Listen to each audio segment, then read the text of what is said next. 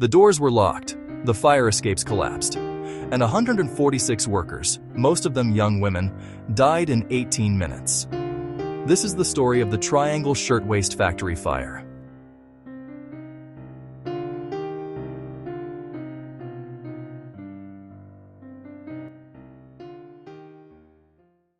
On March 25, 1911, the Triangle Shirtwaist Company occupied the top 3 floors of the Ash Building in Lower Manhattan. The building stood at the corner of Washington Place and Green Street, 1 block east of Washington Square Park. It was a 10-story building in one of the busiest neighborhoods in New York City. The Triangle Shirtwaist Company made women's blouses. The workforce was almost entirely young immigrant women, most of them Italian and Jewish, many of them teenagers. Some were as young as 14. They worked 6 days a week, sometimes 7, 12-hour shifts. They earned between $7 and $12 a week. The factory floor was packed with sewing machines, fabric scraps, and cutting tables soaked in machine oil. There were no sprinklers. The fire hose on the 9th floor was rotted through.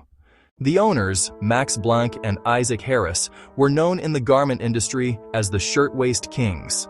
They ran one of the largest blouse manufacturers in New York. They were also known for something else. They locked the exit doors during working hours. They said it was to prevent theft. Workers couldn't leave without being checked by a guard at the single unlocked exit. The other doors were bolted shut from the outside.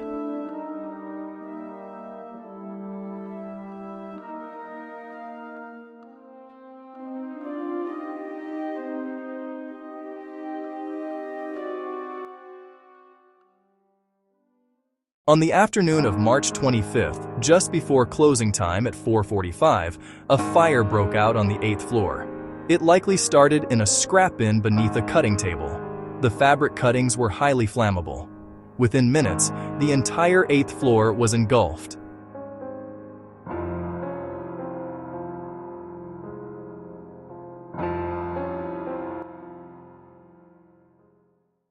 Workers on the 8th floor had 2 options: the stairways and the freight elevators. The fire spread so fast that some workers couldn't reach either. They broke windows and climbed onto the fire escape.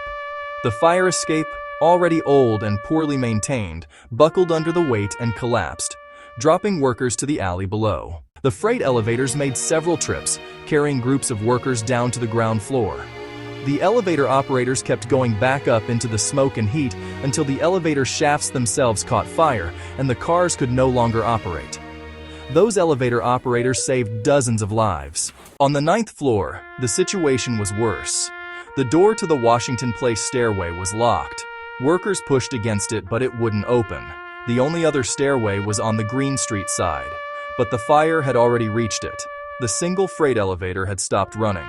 There was no other way out.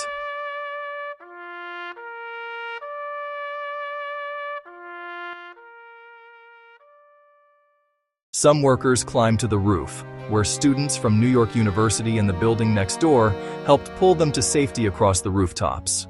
Others were not as lucky. Trapped on the 9th floor with flames closing in, workers began jumping from the windows. Crowds gathered on the street below and watched as young women, some of them holding hands, stepped off the ledge and fell 9 stories to the pavement.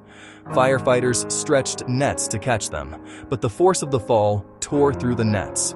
The ladders on the fire trucks only reached the 6th floor. The building was 10 stories. In all, 146 people died. 123 of them were women. The youngest victims were 14 years old. Most died from burns, smoke inhalation, or the fall from the upper floors. Some were found piled against the locked door on the 9th floor. The fire lasted 18 minutes. The aftermath was immediate and furious. New York City erupted. Over 350,000 people lined the streets for a memorial procession on April 5th. Workers, labor organizers, and ordinary citizens demanded accountability. How could 146 people die in a building in the middle of Manhattan?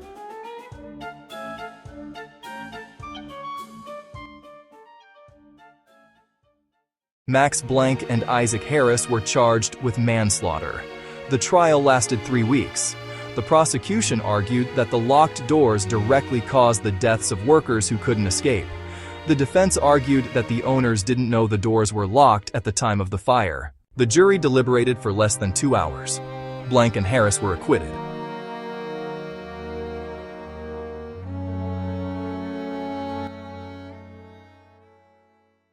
The public was outraged.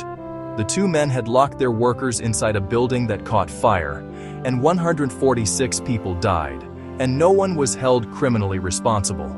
Blank and Harris collected $60,000 from their insurance company, roughly $400 per victim. They later paid $75 per victim in a civil settlement. But the fire did something that the courts did not. It changed the law. The Triangle Fire became the catalyst for one of the most significant waves of labor reform in American history. New York State created the Factory Investigating Commission, led by future Senator Robert Wagner and future Governor Al Smith. Over the next 4 years, the commission pushed through 36 new laws governing workplace safety. Fire codes were rewritten. Sprinkler systems became mandatory. Exit doors were required to open outward and remain unlocked during working hours. The number of fire inspectors tripled.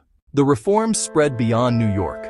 The Triangle Fire influenced the creation of the American Society of Safety Engineers. It helped build the political coalition that would eventually pass the New Deal labor protections under Franklin Roosevelt 2 decades later.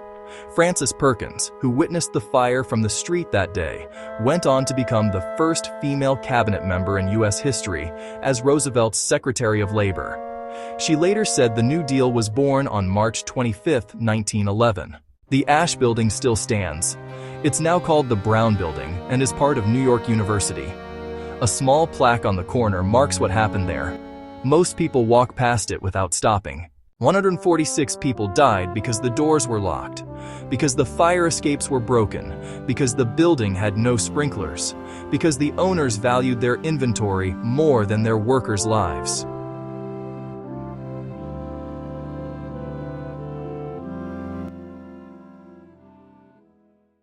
The Triangle Shirtwaist Factory fire didn't just kill 146 people. It changed America. Every fire exit you've ever walked through, every sprinkler system above your head, every workplace safety law on the books exists, in part because of what happened in 18 minutes on the 9th floor of a building in Greenwich Village. And almost nobody remembers. If this video moved you, subscribe to Village 5 for more stories like this. We cover the disasters that history left behind every week.